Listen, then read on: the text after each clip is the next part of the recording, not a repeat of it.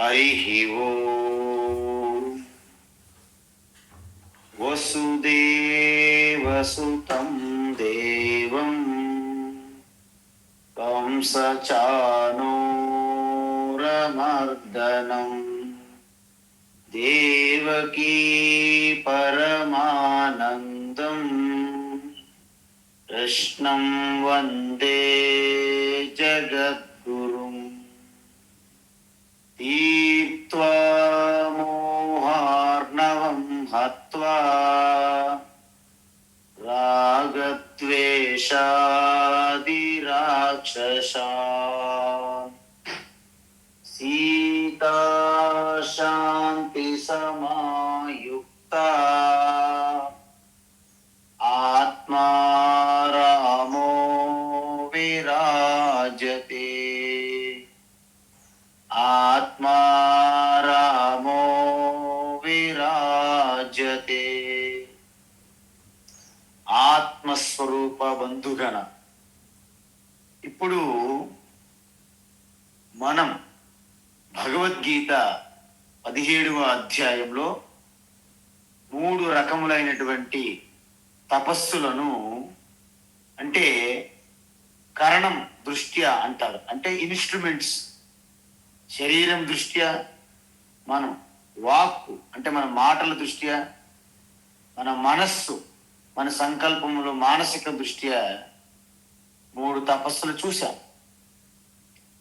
ఇప్పుడు అవే తపస్సులు సత్వగుణం ప్రధానంగా ఉన్నప్పుడు చేసేవారి తపస్సు ఎలా ఉంటుంది, రజోగుణం ప్రధానంగా ఉన్నప్పుడు వారు చేసే తపస్సు ఎలా ఉంటుంది, తమోగుణం అధికంగా ప్రబలంగా ఉన్నప్పుడు వారు చేసే తపస్సు ఎలా ఉంటుంది అనేది మనం ఇప్పుడు చూస్తున్నాం. అయితే ఇక్కడ సత్వగుణం తపస్సు ఏంటంటే శ్రద్ధయా పరయా తప్తం తపస్తత్రివిధం నరైః అఫలాకాంక్షిభిర్యుక్తైః సాత్వికం పరిచక్షతే. అది చూసాం. అంటే అత్యంత శ్రద్ధతో ఇతరులు, అంటే మన కోసమే కాకుండా సమాజము, లోక కళ్యాణం కోసం, ఇతరుల యొక్క సంక్షేమాన్ని ఆశించి, ఇతరుల యొక్క శాంతి సుఖం ఆశించి, ఎవరైతే వారి యొక్క శక్తిని, సామర్థ్యాన్ని, నైపుణ్యాన్ని అన్ని కూడా, అవసరమైతే ఏవైనా సంపదలు కూడా లోక కళ్యాణం కోసమే వారు సంపాదిస్తారు. అంటే ఈ విధంగా వారికి వచ్చినటువంటి తపస్సు, తపో ఫలాన్ని, శక్తిని కూడా ధారపోస్తారు. ఎవరి కోసం? సమాజ శ్రేయస్సు కోసం. మనం చూసాం, నారద మహర్షి నిరంతరం లోక కళ్యాణాలను తిరుగుతుంటారు, 3 లోకాలు. హనుమంతుడు లోక కళ్యాణం కోసం. ఈ విధంగా చెట్లు, సూర్య, చంద్ర, పంచభూతములు సకలం కూడా మహాత్ములు, గురువులు, టీచర్సు, అనేక మంది సమాజం కోసమే చాలా వరకు వారి యొక్క తపస్సుని కంప్లీట్గా ఉపయోగిస్తారు. సో ఈ విధంగా వారికి ఎటువంటి పేరు ప్రఖ్యాతుల కోసమని వారు దానికోసం ఘోరమైనటువంటి ఒక్క తపస్సుని, ఘోరాతి ఘోరంగా ఒక్క ఊహించని మహిమాన్వితగా వాళ్ళు ఏమీ చేయరు. సాధారణమైనటువంటి పద్ధతులు, సాధారణమైనటువంటి జీవన విధానం చేస్తారు. అందుకే మహాత్ములు చిన్న చిన్న పనులని, చిన్న చిన్న కర్మలను ఉదారమైనటువంటి విశాలమైన దృక్పథంతో చేస్తారు. పెద్ద కర్మలు చెయ్యరు. కానీ రజోగుణస్తులు ఏం చేస్తారు మరి అంటే సత్కారమాన పూజార్థం తపోదంభేన చైవయత్ క్రియతే తదిహ ప్రోక్తం రాజసం చలమధ్రువం. కానీ రజోగుణం ప్రధానంగా ఉన్నవారు వాళ్ళు చేసేది ప్రతి ఒక్కటి కూడా రికార్డ్ అవ్వాలి, ప్రజలందరూ గుర్తించాలి, వారికి సత్కారము సమ్మానము సన్మానాలు చెయ్యాలి, వాటి కోసం చేస్తారు. పూజార్థం అంటే వారు ఎక్కడికి వెళ్ళినా అందరూ వారిని పూజించాలి, నమస్కరించాలి. ఈ దంభము దర్పం కోసం చేస్తారు. అందువలన వారు చేసే ఆ యజ్ఞము తపస్సు ఏదైతే ఉందో అది అధ్రువమైనటువంటి ఫలితాలను ఇస్తుంది. అంటే అనిత్యమైన ఫలితం, శాశ్వతమైన ఫలితం ఇవ్వదు. అదేవిధంగా చలం అంటే మారిపోతూ ఉంటుంది, నిరంతరం మారిపోతుంటుంది అనమాట. వారి శ్రద్ధ కూడా మారిపోతుంటుంది, వారు చేసే కర్మలు కూడా మారిపోతుంటాయి, వారికి వచ్చిన ఫలితం కూడా చాలా అనిత్యము, అధ్రువమైనటువంటి ఫలితము. అందుకే వారు ఏం చేస్తారు, వారు ఎప్పుడు కూడా పేరు ప్రఖ్యాతులు, బిరుదులు, అవార్డులు, రివార్డులు వారి కోసమే చేస్తారు. అందువలన వారు చేసింది కొంత ధార్మికంగానే ఉంటాయి. రాజసికంగా చేసేవి అంటే ధార్మికంగా ఉంటుంది, కానీ బిరుదుల కోసం, గుర్తింపు కోసం, పేరు ప్రఖ్యాతుల కోసం, కీర్తి ప్రతిష్టల కోసమే చేస్తారు. అలా కాకుండా అత్యంత భయంకరమైనటువంటి అంటే చూడండి, మంచుగడ్డల మీద నడవడము, మంచుగడ్డల మీద పడుకోవడము, ఎటువంటి వస్త్రములు ధరించకుండా చుట్టూ మంటలు పెట్టి మధ్యలో కూర్చోవడము, అదేవిధంగా శ్మశానములు అర్ధరాత్రి కూర్చొని ఇలాంటి భూత ప్రేత పిశాచుల కోసం ఆవాహన చేయడం, ఇలాంటి తపస్సులు చేస్తారు. అంటే శవాల మీద కూర్చొని తంత్ర విద్యలు చేయడం, బ్లాక్ మ్యాజిక్, జంత్ర మంత్రాలు చేయడము, ఇవన్నీ తపస్సులు కూడా అంటే శరీరాన్ని శుష్కింపజేసి, కృషింపజేసి, నశింపజేసి, పీడించి ఇలాంటి తపస్సులు చేస్తారు. వారిని అసుర తపస్సు లేదా తామసిక తపస్సు అంటారు. మన పురాణాలు చూస్తే వీళ్ళందరూ తామసిక తపస్సులే. రావణుడు, హిరణ్యకశిపుడు, కుంభకర్ణుడు, దంతవక్తుడు, వీరు ఎంతమంది, తారకాసుర, ఎంతమంది అసురులు చూసినా వీళ్ళ తపస్సులన్నీ తామసిక తపస్సులు. ఎలా చేస్తారు? మూఢగ్రాహేనాత్మనో యత్ పీడయా క్రియతే తపః పరస్యోత్సాదనార్థం వా తామసముదాహృతం. వీళ్ళేం చేస్తారు? కంప్లీట్ గా అంటే ఏ తపస్సు అయితే మొండి పట్టుదలతో, అవసరమైతే తన ఇంద్రియాలు కట్ చేస్తారు, తన శిరస్సును కట్ చేస్తారు. రావణ తపస్సు చూశారు కదా, శిరస్సును కట్ చేస్తున్నట్టుంటారు. హిరణ్యకశిపుడు చూశారు కదా, మొత్తం శరీరం అంతా శుష్కించిపోతుంది, అలా పుట్టలుగా మారిపోయిన చూపెడతారు పురాణములు. అంటే వీళ్ళు ఘోరాతి ఘోరమైనటువంటి తపస్సులు చేస్తారు. అంటే మనస్సుని, శరీరాన్ని, వాక్కులని బాగా బాధించి పీడిస్తారన్నమాట. అందువలన అటువంటి తపస్సుని తామసిక తపస్సు అంటారు. అందువలన వీళ్ళేంటి, వీళ్ళు లోక కళ్యాణం కోసం ఎటువంటి ఆలోచన చేయరు, కేవలము తన స్వార్థం కోసం అన్యాయంగా, అక్రమంగా, అవినీతి పరంగా ఉంటది అన్నమాట. చూడండి, ఈ రోజుల్లో కేవలము ఇప్పుడు మన రాక్షసులు, అసురులు చెప్పాం, వారు అక్కర్లేదు. ఆధునిక కాలంలో ఉన్నటువంటి అనేక మంది అవినీతి పరులు, రాజకీయ నాయకులు, అవినీతి పరులైనటువంటి వ్యాపారస్తులు, అవినీతి పరులైనటువంటి ఉద్యోగస్తులు, అవినీతి అంటే అడ్డ మార్గాలు తొక్కుతారు, అన్యాయంగా, అధర్మంగా, అవినీతితో చేసే వీళ్ళు తప్పించే వీళ్ళ కార్యాలు, వీళ్ళ తపస్సులన్నీ తామసిక తపస్సు కింద వస్తాయి. అందువలన ఇక్కడ ఏమంటున్నారు, ఇప్పుడు గుణం దృష్ట్యా అంటే సత్వగుణమా, రజోగుణమా, తమో గుణమా మనకు తెలిసింది కదా.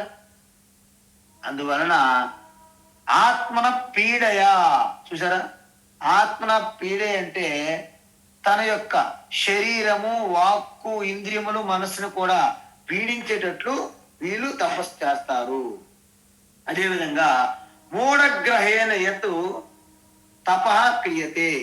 మూఢగ్రహం ఎందుకన్నారు అంటే వీళ్ళ ఉద్దేశము, వీళ్ళ లక్ష్యం కూడా గొప్పగా ఉండదు. అందువలన వీళ్ళు చేసే కార్యాలు, వీళ్ళు చేసేటువంటి వాళ్ళు ఎందుకు చేస్తారు?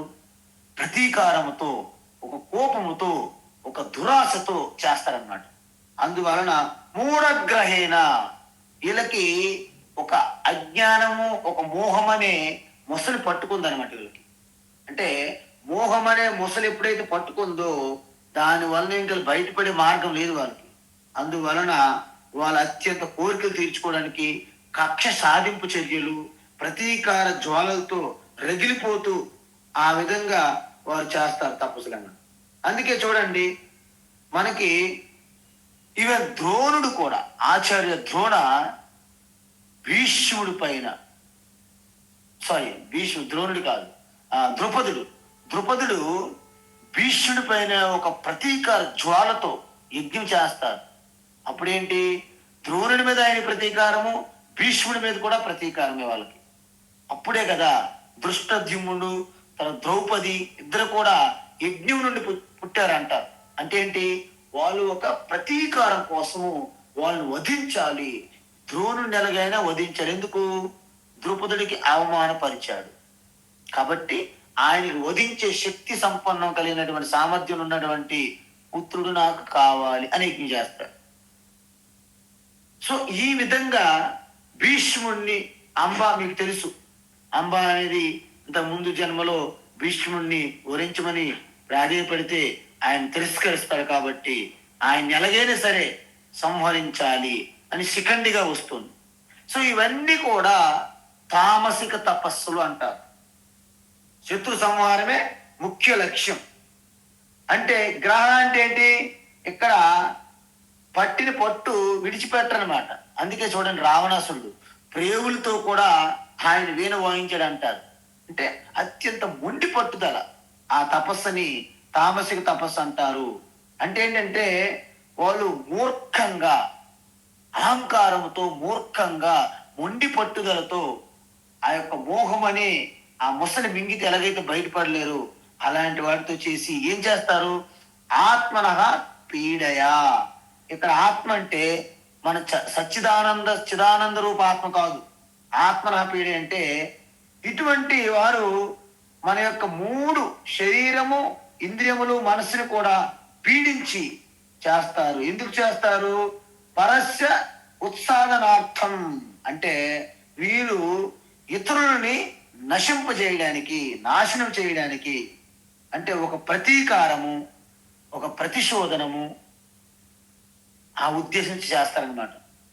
అందువలన వీరికి ఇటువంటి ఆధ్యాత్మిక వృద్ధి ఉండదు. కానీ ఇంకా అంటే పతనానికి వెళ్ళిపోతారు. అందువలన ఈ తపస్సును ఏమంటారు?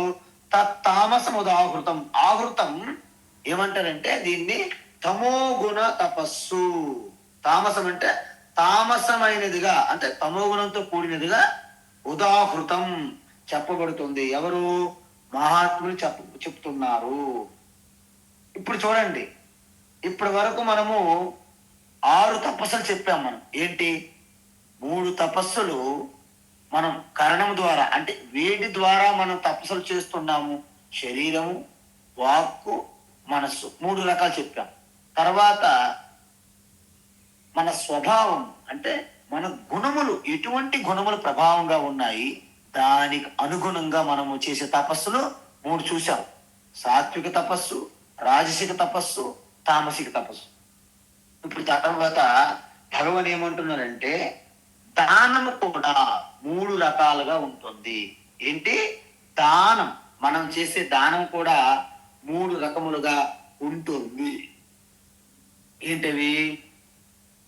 దాతవ్యమితి దానం, దాతవ్యమితి యద్దానం, దాతవ్యమితి యద్దానం, దీయతేనుపకారిణే, దీయతేనుపకారిణే, దీయతేనుపకారిణే.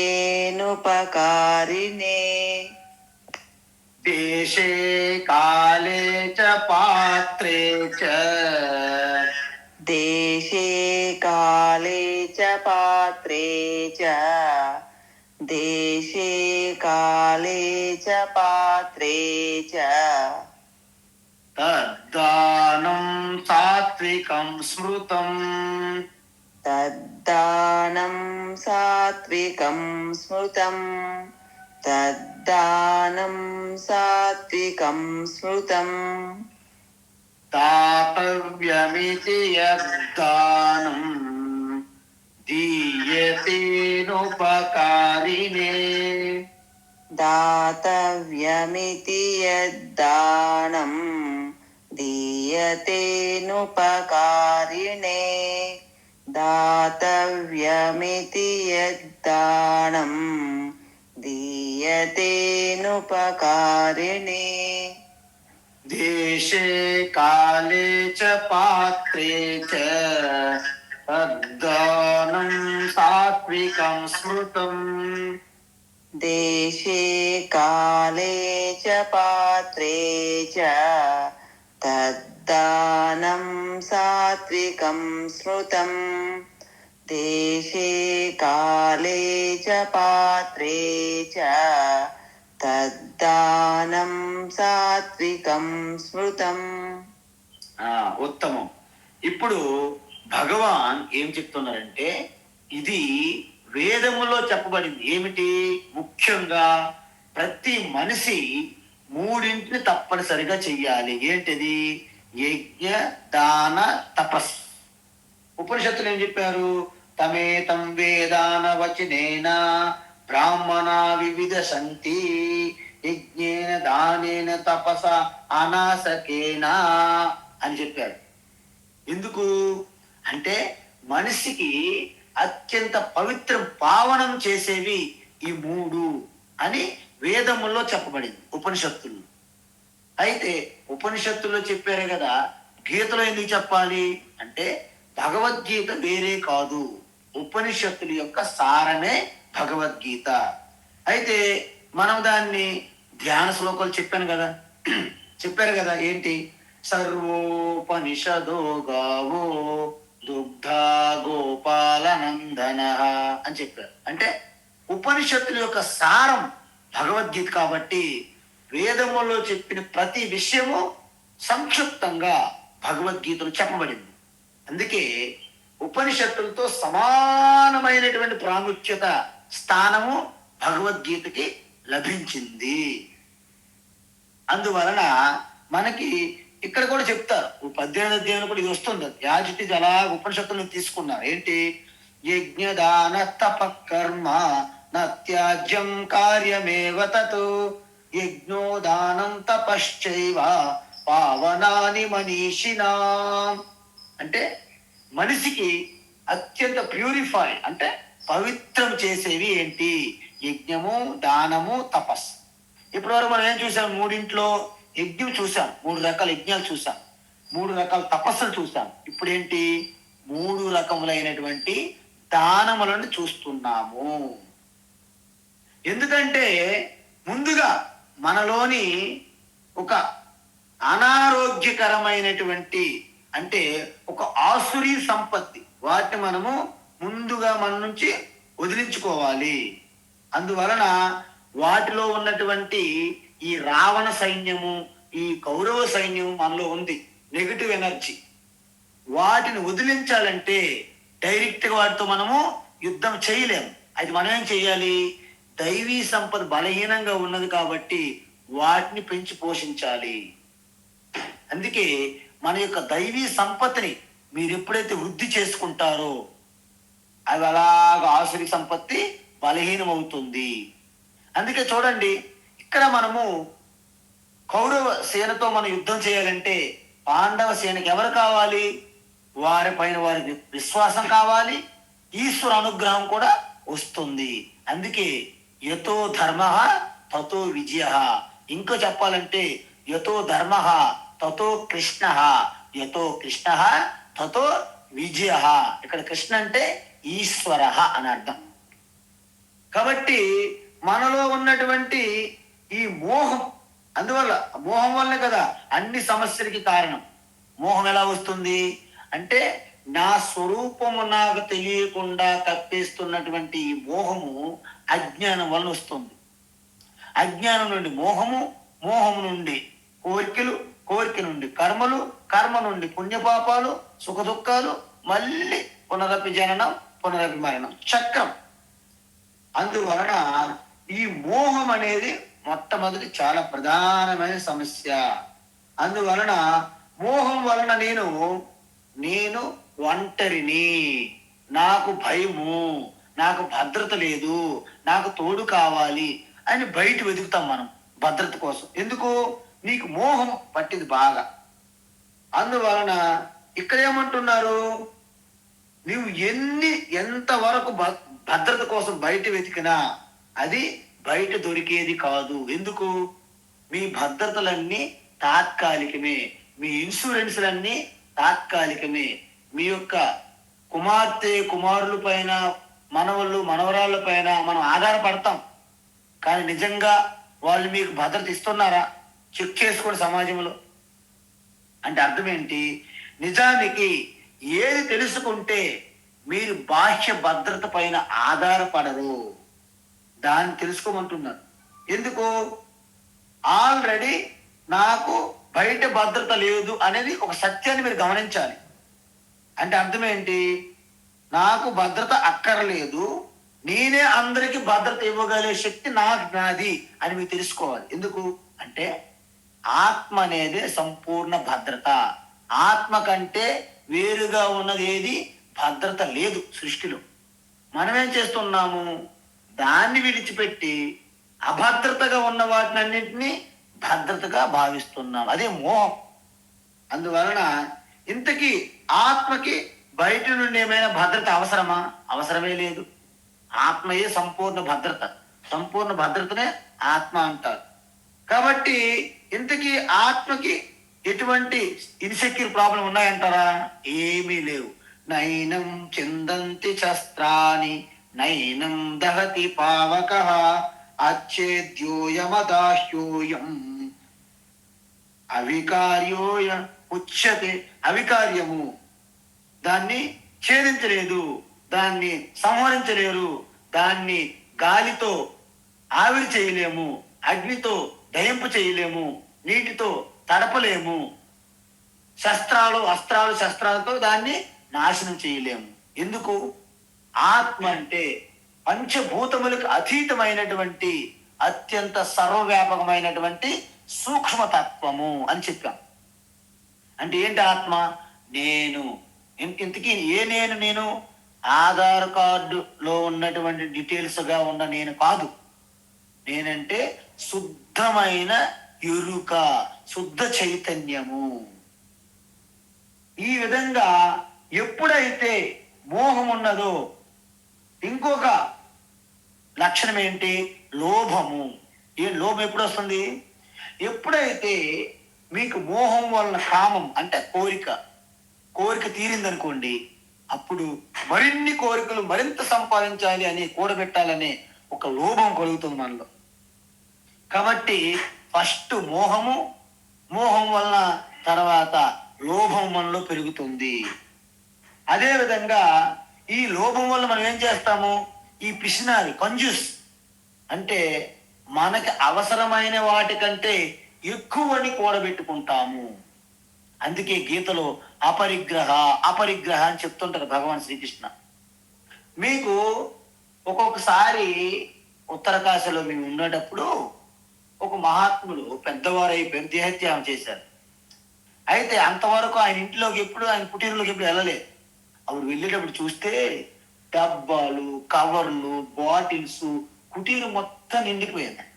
అసలు కుటీరులోకి అడుగు పెడదామంటేనే స్పేస్ లేదు. అప్పటికి కూడా ఆయన చాలా ఏదో దాలు రుట్టి అలాగా కఠోరమైనటువంటి ఆహారం ఒక్కొక్కసారి తీసుకుంటారు, లేదు అలా జీవించి ఉన్నారు. అయితే ఎప్పుడైతే మహాత్ముడు దేహత్యాగం జరిగిందో, బాడీని తీయలుగా శరీరాన్ని బయటికి తీసేటప్పుడు ఆయన బెడ్లో నుండి మొత్తం కరెన్సీ నోట్లు ఒక 6 లక్షలు ఆ బెడ్ లోపల ఉన్నాయన్నమాట, లోపల కుక్కీస్ ఉన్నాయన్నమాట. అంటే ఆయన జీవితాంతము అన్ని కూడబెట్టారు తప్ప ఎవరికి ఏం పెట్టలేదు, ఆయన అనుభవించలేదు కూడా. సో ఇది ఒక రకమైనటువంటి లోభము. ఎందుకు వచ్చింది? మోహంతో కూడిన లోభం వచ్చింది వలన అలాగా మనకి అవసరం కాని వాటికి అధికంగా కూడబెట్టుకుంటాము. ఇప్పుడు చూడండి, మన వాళ్ళు జీవించడానికి అవసరమైన సంపదలు కాకుండా వారి సంతానంకి, వారి సంతానంకి, వారి మనవలకి, వాళ్ళందరూ కూడా కూర్చొని ఏ పని పాట లేకుండా కూర్చొని తిన్నను ఆ సంపదలు తరగవు. ఆ విధంగా సంపాదించుకుంటున్నారు. ఎందుకు? లోభం, మోహం అన్నమాట. అందువలన ఎప్పుడైతే ధనము నాకు భద్రత ఇస్తుందని పోగు చేస్తున్నామో, ఇక్కడ ధనం అంటే ఏదైనా అవ్వచ్చు. మీకు కార్లు, బంగ్లాలు, భూమి, డబ్బు ఏదైనా అవ్వచ్చు.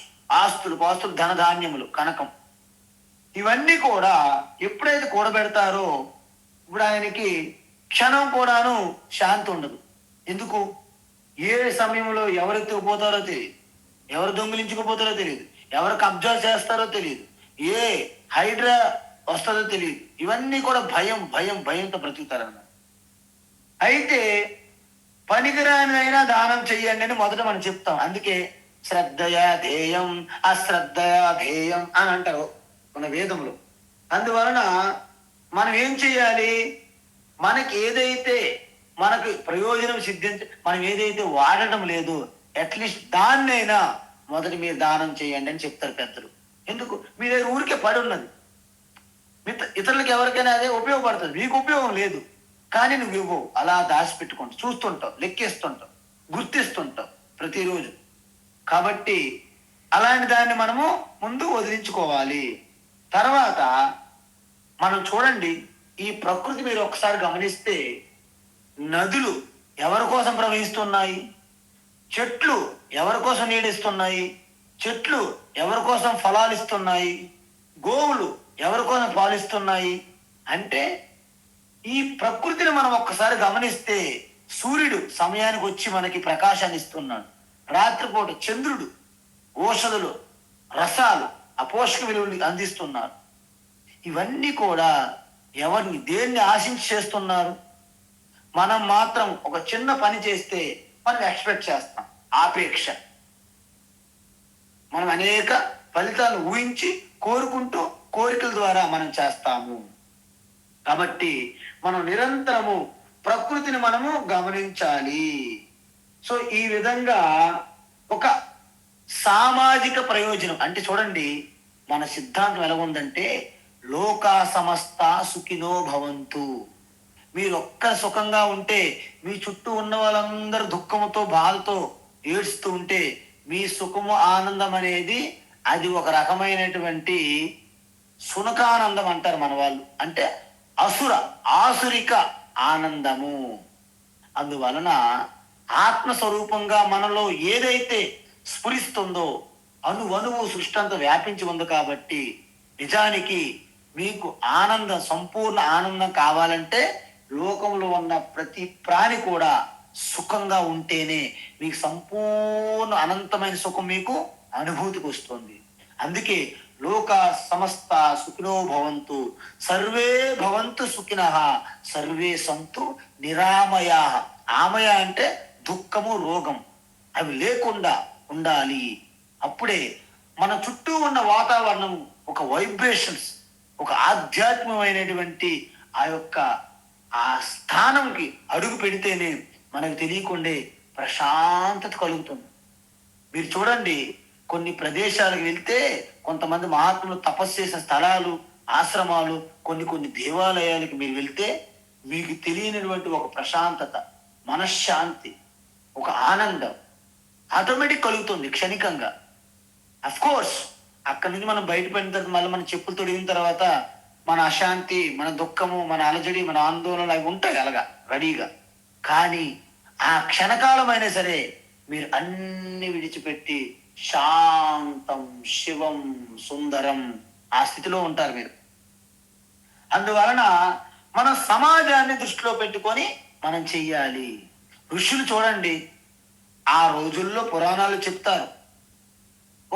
అంటే దేవతలకి అసలు యుద్ధమైనప్పుడు అసురులు ఈ 3 లోకాలను కూడా అనేక నానా సంకటంగా మారినప్పుడు కొంతమంది ఒక ఋషి ఉంటారు దధీచి. ఆయన యొక్క ఎముకల ద్వారా వజ్రం చేస్తేనే వాడు చనిపోతాడని చెప్తారు ఆ అసురుడు, రాక్షసుడు. అయితే ఎవరైనా బ్రతికుండగా తన ఎముకలు ఇస్తారండి?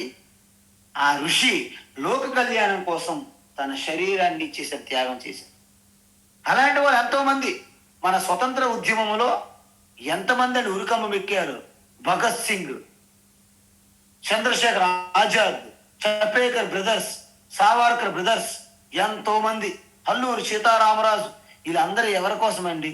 సమాజము దేశము కోసం, మన దేశం కోసం, మన ధర్మం కోసం ప్రాణత్యాగాలు చేశారు. అదేవిధంగా ఎంతో మంది ఇప్పుడు కూడా సైనికులు చూడండి, సియాచిన్ గ్లేసియర్ అంటారు. అసలు అక్కడ ఉన్నటువంటి ఉష్ణోగ్రత ఎంత మైనస్ ఉష్ణోగ్రత అండి. అక్కడ ఉండి ఎంత కఠినమైనటువంటి ప్రదేశంలో అసలు జీవించడమే కష్టం. అక్కడ ఉండి యుద్ధం చేస్తున్నారు, ప్రాణత్యాగాలు కూడా లెక్క చేయకుండా. అంటే ఎవరి కోసం? సమాజం కోసం. అందువలన సమాజం యొక్క ప్రయోజనం దృష్టిలో మనము పెట్టుకోవాలి. అందుకే మహాభారతంలో ఒక విషయం చెప్తారు. ఒక కుటుంబం అంతా శ్రేయస్సు కోసం, సుఖం కోసం, శాంతి కోసం ఒక వ్యక్తిని త్యాగం చెయ్యండి అవసరమైతే. ఒక గ్రామం యొక్క సౌఖ్యం కోసం, శ్రేయస్సు కోసం ఒక ఇంటిని త్యాగం చెయ్యండి. ఒక దేశం కోసం ఒక గ్రామాన్ని కూడా త్యాగం చేయవచ్చు.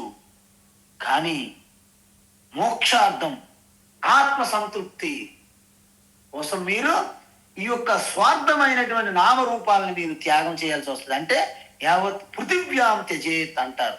దేనికోసం? ఆత్మ మోక్షార్థం. అందువలన మీకు ఎప్పుడు కూడా మనం ఏమనుకుంటామంటే, మనం ఏదైనా దానం చేస్తే మనం కోల్పోతాము అని భ్రమలో పడిపోతాం. ఏమి లేదు, మీరు ఎంత ఇస్తుంటే మీకు అంతే వస్తుంది. అందువలన మనం తక్కువ ఇస్తే తక్కువే మనకు వస్తుంది. కానీ మీరు పూర్తి త్యాగం చేయండి, మొత్తం మీకే వస్తుంది. ఎలా వస్తుంది? ఎందుకంటే సృష్టి నీకంటే భిన్నంగా లేదు.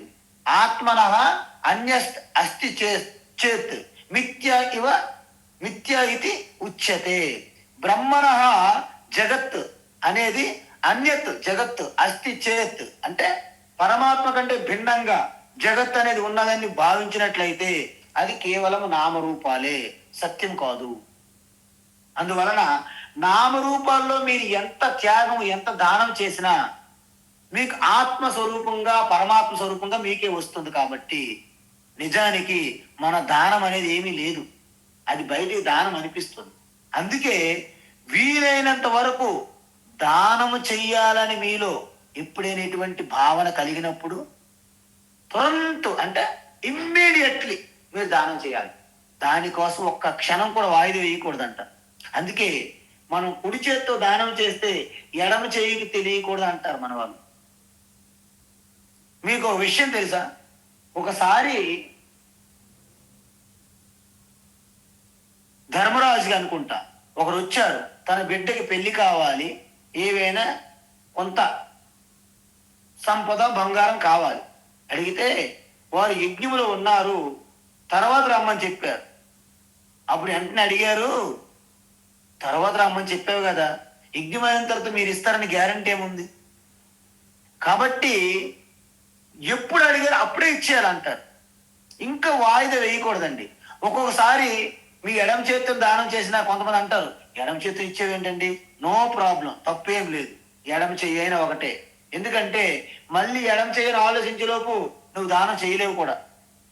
అందువలన దానం చేసేవారికి క్షణం కూడా ఆలోచించకూడదు ఆ అవకాశం వస్తే. ఎందుకంటే ఆ అవకాశం అందరికి రాదు, మళ్ళీ రాదు.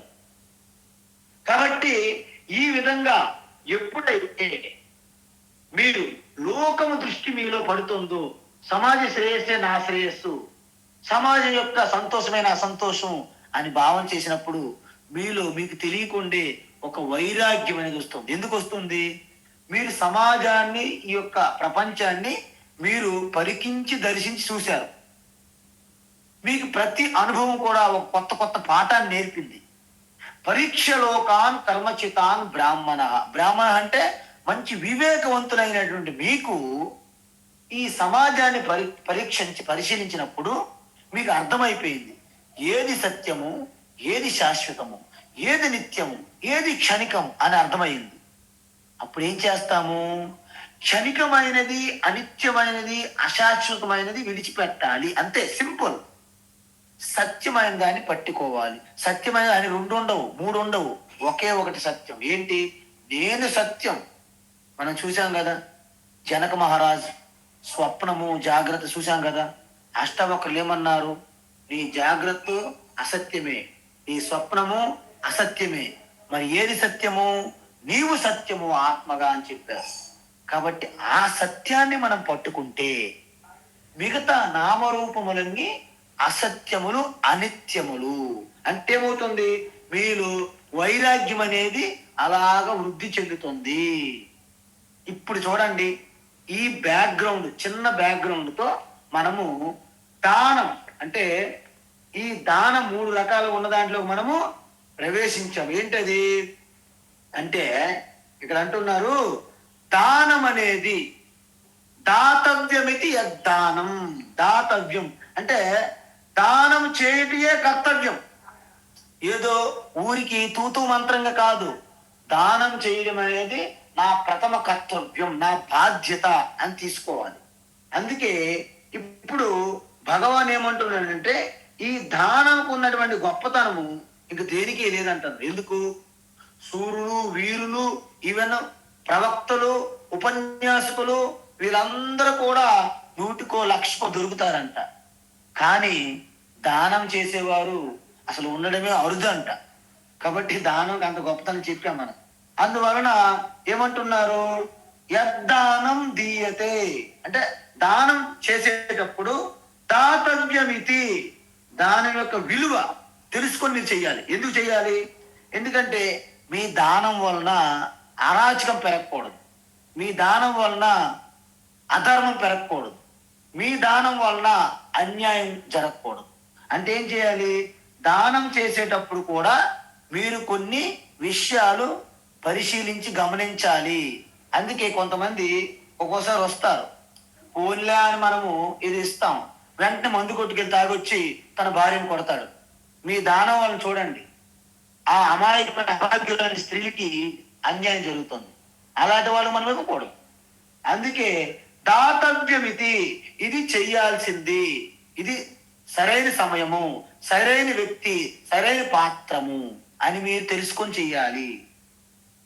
అందుకే అనుపకారినే అంటే మీరు ఎవరికైనా ఉపకారం చేసి దానం చేస్తే వాళ్ళ నుండి మళ్ళీ రిటర్న్ గిఫ్ట్ గా మళ్ళీ ఆశించకూడదు.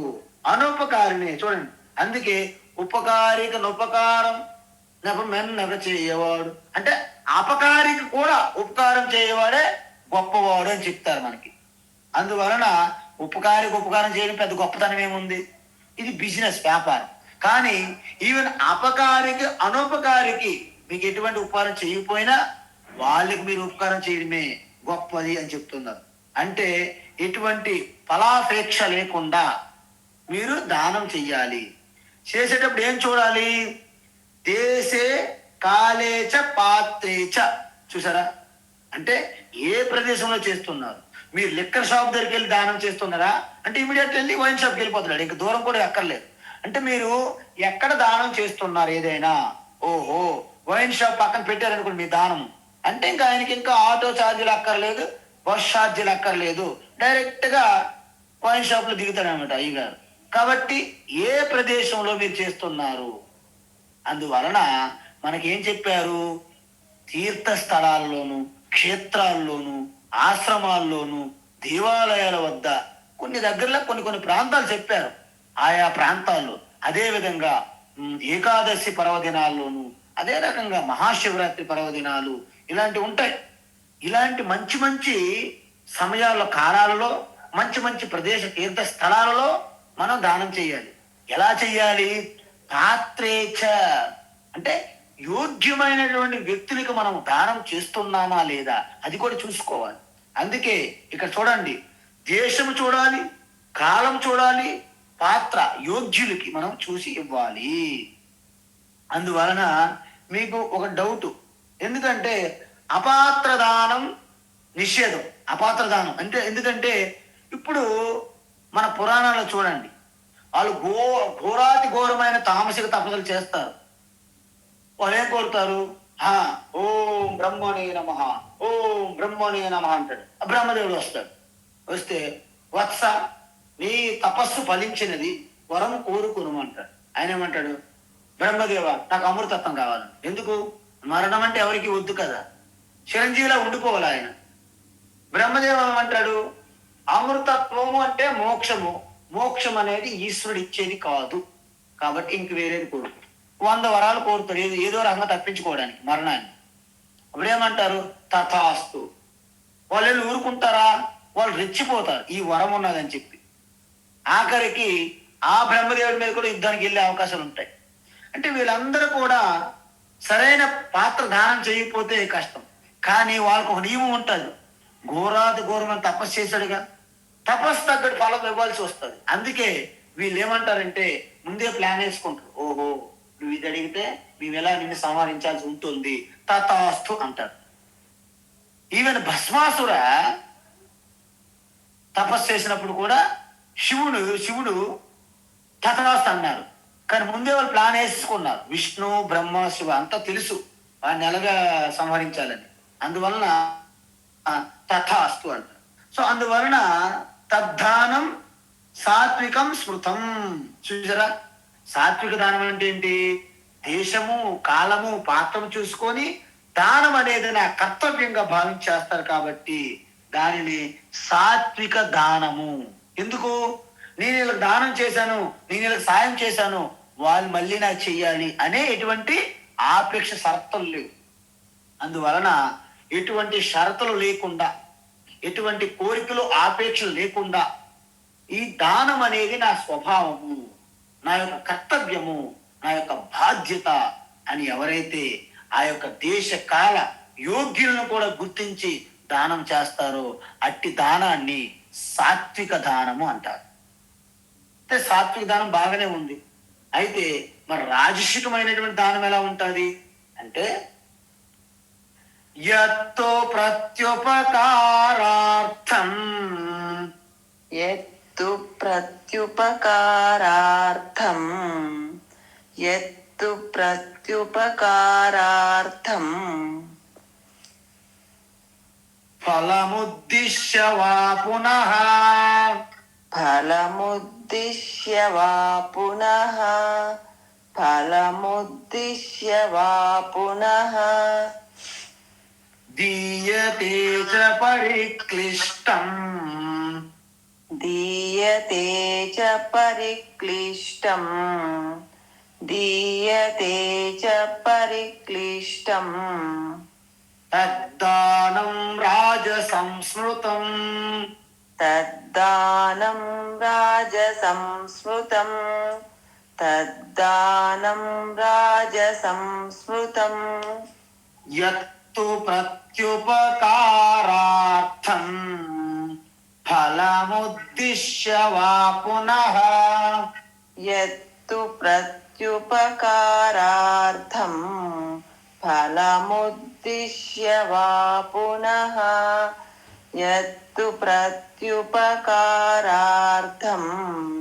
ఫలముద్దిశ్య వా పునః, దీయతే చ పరిక్లిష్టం, తద్దానం రాజసంస్మృతం, దీయతే చ పరిక్లిష్టం, తద్దానం రాజసంస్మృతం, దీయతే చ పరిక్లిష్టం, తద్దానం రాజసంస్మృతం.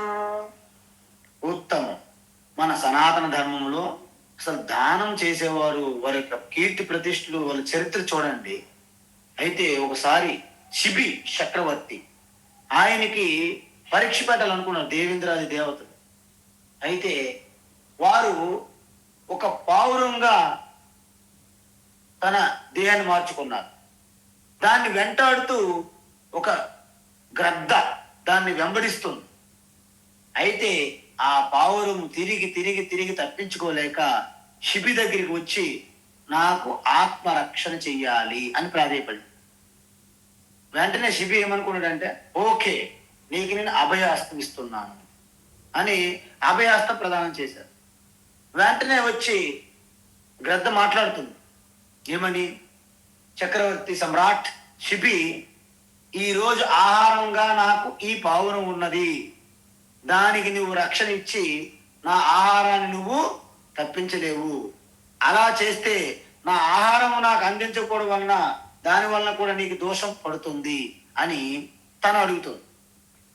అయితే శిబి అంటారు, పావురముకు సంబంధించినటువంటి నీకు ఆహారం కావాలి, దానికి సమానమైన ఆహారాన్ని నువ్వు కోరుకో, నేను ఇస్తానంటాడు. నాకు వేరే ఆహారం ఏమీ అక్కర్లేదు, నాకు కేవలం పావురం మాత్రమే కావాలంట.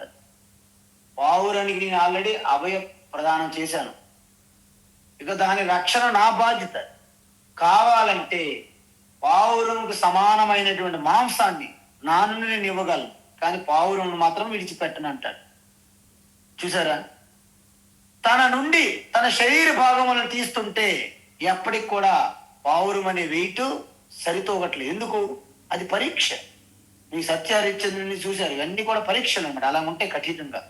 కాబట్టి చివరికి మాంసాన్ని అంతా తీసేస్తున్నాడు కానీ వెనక్కి వెళ్ళట్లేదు. ఎందుకంటే ఒక్కసారి వాగ్దానం చేశారంటే దానము దాన్ని విడిచిపెట్టరు. అందుకే వెంటనే ఇక శిబి మొత్తం తానే ఆ త్రాసులో కూర్చోడు. ఎందుకు? పావురం సమానమైన మాంసాన్ని ఇవ్వడానికి ఆయన అభయాస్తమిత్ర ప్రమాణం చేశారు, ప్రతిజ్ఞ. అంటే మన సనాతన ధర్మంలో ఎవరైనా సరే మాట ఇచ్చారంటే వెనక్కి తగ్గేది లేదు. అంటే ప్రాణం పోయినా పర్వాలేదు, వచన జానే అంటారు రామచంద్రుడు. అందుకే ఆ పితృవాక్య పాలనలో కేవలము తండ్రి మాట కోసము 14 సంవత్సరములు వనవాసము. అసలు తన యొక్క పరిస్థితి విచిత్రం. ఒక రాజు అవ్వాల్సిన వాడు ఎటువంటి తర్కము లేకుండా, ఎటువంటి ఆర్గ్యుమెంట్ లేకుండా, ఎందుకు నేను వెళ్ళాలని ఒక్క మాట కూడా లేకుండా ఎంతో ప్రసన్న చిత్తముతో స్థితప్రజ్ఞుడిగా, పట్టాభిషేకం అంటే ఓకే థ్యాంక్ యూ అను, పట్టాభిషేకం కాదు, you have to go to forest for 14 years, okay thank you. 2 విషయాల్లో కూడా ప్రసన్న చిత్తుడుగా ఉండడం అనేది ఆషామాషి కాదు. అందువలన వీళ్ళంతా కూడా మనకు స్త్రీమూర్తులు కానీ పురుషులు కానీ వీళ్ళందరూ కూడా భారతీయ సనాతన ధర్మంలో దానం అంటే అది మన పూర్తిగా ఎలాగైతే మన శరీర మురుకుని మన గంగా జలంతో స్నానం అవుతుందో, మన లోపల ఉన్న కల్మషాలు, మన లోపల ఉన్నటువంటి అశాంతి ఇవన్నీ కడగాలంటే దానం అనేది ఒక గొప్ప ఉపాయం. అందువలన అలా కాకుండా ఇప్పుడేంటి, రాజసిక గుణముతో ఉన్న దానం ఎలా ఉంటుంది? ప్రత్యుపకారార్థం వీళ్ళు కూడా చేస్తారండో, వీళ్ళు మామూలు కాదు, వీళ్ళు గొప్ప దానకర్ణులే. ఎలాంటి వాళ్ళు? మనం ₹1 ఇచ్చామంటే మనకు 10 రూపాయలు రావాలి తర్వాత కాలం. ఎక్స్పెక్టేషన్స్ అండి ముందే. అంటే ఎవరికి దానం చేస్తారంటే ఎవరైతే మళ్ళీ మీకు తిరిగి ఇవ్వగలరో వాళ్ళకి దానం చేస్తారు. వీళ్ళు ఏమైనా మనకు ఉపయోగపడతారా, వీళ్ళు మనకి ఏమైనా రిటర్న్ ఇస్తారా, వీళ్ళు మనం ఆపదల్లో ఉండేటప్పుడు మనకు ఆదుకుంటారా, లేకపోతే మన పిల్లలతో ఏమైనా సంబంధాలు పెట్టుకుంటారా, వియ్యం అందుకుంటామా, మనకు ఉద్యోగాలు ఇస్తారా, మన వ్యాపారాల్లో బాగుంటాయా, మనం ఈ పార్టీ ఫండ్ ఇస్తే రేపొద్దున మనకి వెనకలు చూసి చూడనట్టు వదిలేస్తారా? ఈ వ్యాపారస్తులందరూ ఎవరు దానం చేస్తారు? రాజకీయ పార్టీకి. పాపం రాజకీయ పార్టీకి పాపం రోజుకి ఆహారం లేక వీధుల్లో తిరుగుతున్నారు ఆకలితో, వాళ్ళ దానాలు చేస్తారు కార్పొరేట్ కంపెనీలన్నీ. మీరు కావాలంటే గమనించండి. పార్టీ ఫండ్ అంటారు, తీసుకోండి 100 కోట్లు దానము. ఈ 40 ఫండ్లు ఇచ్చినటువంటి కార్పొరేట్ కంపెనీలన్నీ కూడా రాజసిక దానం. ఎందుకు? అధికారంలో వస్తే వాళ్ళు 2 పార్టీలకి ఇస్తారు సుమా, ఎందుకంటే ఎవరో ఒకరు వస్తారు కదా. అందువలన వీళ్ళకి ఇస్తారు, వాళ్ళకి ఇస్తారు దానం. ఎందుకంటే ఎవరు వచ్చినా మన పని మనం కానించుకోవాలి, ఎవరు అడ్డు కాకూడదు అన్నమాట. సో ఈ రాజకీయ పార్టీలకు ఇచ్చిన చందాలు, దానాలు, ఫండ్లన్నీ కూడా అందుకే చూడండి, రాజకీయ పార్టీలకు ఇచ్చే దానము రాజసిక దానం అన్నమాట. అక్కడ ఇంకెటువంటి డౌట్ లేదు మీకు. అందువలన ఇక్కడ ఏమంటున్నారంటే వీళ్ళు ప్రత్యుపకారార్థం దీయతే, అంటే వీళ్ళు ఉపకారం చేస్తాడు, తిరిగి నాకు ఉపకారం కావాలి, నేను దానం ఇస్తాను, దానికి 10 రెట్లు లేకపోతే 100 రెట్లు లాభం కావాలి అని చేస్తారు. ఎందుకు? ఫలముద్దిష్ట దీయతే. ఎందుకు? వీళ్ళు చేసిన దానికి వెంటనే రిజల్ట్ తూక వేసుకుంటారనమాట. ఓహో, నేను ఇంత చేశాను, ఈవేళ నేను అన్నదానం చేస్తున్నానండి, ముందు పేపర్లో స్టేట్మెంట్ ఇస్తాడు, తర్వాత చుట్టుపక్కల అందరూ చెప్తారు, వాట్సాప్లు వాడతారు, ఫేస్బుక్, సోషల్ మీడియా మొత్తం హల్చల్, అన్నదానం అన్నదానం. ఈయన పెడతాడు 10,000 రూపాయలు ఖర్చు, అన్నదాన ఫండ్స్ ఇవ్వండి, నేను రోజు చేస్తున్నాను, మీరు డబ్బులు ఫండ్స్ పంపించండి, ఒక 2 లక్షలు 3 లక్షలు కలెక్ట్ చేసుకొని ఒక 20,000 రూపాయలు ఖర్చు పెడతారు. ఎంత బెనిఫిట్ వచ్చింది? బెనిఫిట్, అన్నదానం వల్ల నీకు బెనిఫిటా? సో ఇది ఫలముద్దిష్ట దీయతే. అదే విధంగా మనం చూడండి, మీరు ఎఫ్డి చేశారనుకోండి, ఎంత వస్తుంది? మహా వస్తే చాలా తక్కువ, 80 పైసలు, 1 రూపాయి ఇస్తే మహా ఎక్కువ. కానీ వీళ్ళేం చేస్తారు? అడ్డ మార్గాల్లోనూ ఇప్పుడు ఒక ఇంట్రెస్ట్ కూడా ఎలా పెడతారు సార్ చూడండి, విలేజెస్ లో 3 రూపాయలు 5 రూపాయలు ఇంట్రెస్ట్లు ఉంటాయి, భయంకరమైన ఇంట్రెస్ట్లు ఉంటాయి. సో వీళ్ళంతా కూడా చేసే సహాయము సహకారాలు అన్ని కూడా ఇలాగే ఉంటాయి. మీకు ఇల్లు కట్టడానికి కొంతమంది సాయం చేస్తారు, అలా చేసి చేసి మిమ్మల్ని అలాగ పైకి ఎక్కిస్తారు, విపరీతమైన అప్పు అయిపోతుంది. చివరికి అంటారు, ఏం చేస్తాము, ఇల్లు నాకు ఇచ్చా అంటాడంతే. అప్పుడు నీకు ఎంతో కొంత పారితోషికం నీ చేతిలో పెట్టి, తర్వాత ఇంకోటి చూద్దాం, మరి నువ్వు ఇది తీర్చుకోలేవు, అప్పుల్లో మునిగిపోతావు, కాబట్టి ఇల్లు నాకు ఇచ్చడమే మంచిది అంటాడు. ఇలాంటి బోల్డ్ ఉంటాయి. కొంతమంది మీకు సాయం చేస్తారు, మీ ఇల్లుని ఖాళీ చేయిస్తారు ఎవరో ముఠాల నుండి, కానీ వాళ్ళు వచ్చి ఉంటారు ఇల్లు, మళ్ళీ ఖాళీ చేయమా ఆత్మ అంటే ఎక్కడ ఖాళీ చేస్తామంటారు. ఇవన్నీ కూడా ఒక రాజసిక ప్రవృత్తితో కూడినటువంటి సహాయము దానాలుగా తీసుకోవాలి. అదే విధంగా వీళ్ళు ఏం చేస్తారంటే, ఇప్పుడు ఒక పాత్రదారుని చూడరు, ఒక దేశం అంటే ప్రదేశాన్ని పట్టించుకోరు, ఒక కాలాన్ని పట్టించుకోరు, వీళ్ళకి అవకాశవాదంగానే దానం చేస్తారు. అందుకే ఏమన్నారంటే అదేశ కాలేచ, అంటే ఒక మంచి ప్రదేశంలో చేయరు. వీళ్ళు ఎక్కడ చేస్తారంటే, మనకు రాజకీయ పార్టీల్లో చూడండి, ప్యాకెట్లు, బీర్లు, బిర్యానీ పంచి పెడతారు, అలాంటి దానం అన్నమాట. ఎందుకంటే ఎక్కడ ఇమీడియట్ వెళ్ళిపోవాలి వైన్ షాప్ కి, మళ్ళీ వైన్ షాప్ ఎవరిది? మళ్ళీ ఈయన వైన్ షాపే ఉంటది అక్కడ. ఎవరైతే డబ్బులు మీకు ఇస్తున్నారో, పంచి పెడుతున్నారో, వాళ్ళ యొక్క వైన్ షాప్ వెనక్కి పెడతాడు, అక్కడ పంపిస్తాడు మళ్ళీ. ఇప్పుడు మెడికల్ షాపులు, హాస్పిటల్స్ కూడా అలాగే మన సాయం అంటారు, మన మెల్లగా ఉచిత శిబిరాలు అంటారు, మీలో రిపోర్ట్లు చూపెడతారు, మీకు బీపీ ఎంత ఉంది, మీకు షుగర్ ఎంత ఉంది, మేమైతే ఫ్రీ చేస్తున్నాం, ఫ్రీ ఉచితం, కానీ మీరు అక్కడికి వెళ్ళాలి అంటారు. మళ్ళీ వీళ్ళకి ఆ కార్పొరేట్ హాస్పిటల్ వాళ్ళకి లింక్ అన్నమాట. సో ఈ రకమైనటువంటి దానాలన్నీ రాజసిక దానాలు. కాబట్టి రేపటి క్లాసులో మరింత వివరంగా చూద్దాం. హరి ఓం తత్సత్. సర్వం శ్రీకృష్ణార్పణమస్తు.